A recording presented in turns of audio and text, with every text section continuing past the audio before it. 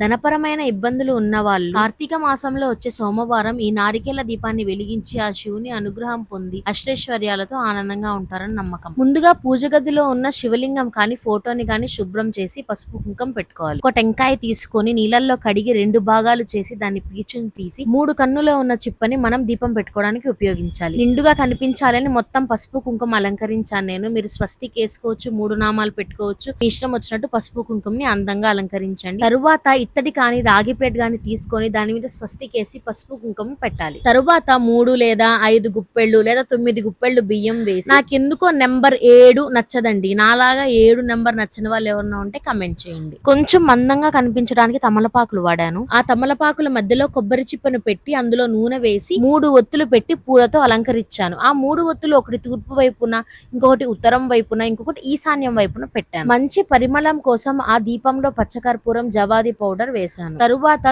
దీప నైవేద్యం తాంబూలం దేవునికి సమర్పించాలి. మనసారా దేవుణ్ణి ప్రార్థించి చివరిగా హారతి. మరుసటి రోజు ఉపయోగించిన ఆ కొబ్బరి పూలని ఎవరిని తొక్కని చోట లేదా పారే నదిలో వదలండి. శివయ్య ఆశీర్వాదాలు అందరికీ ఉండాలి.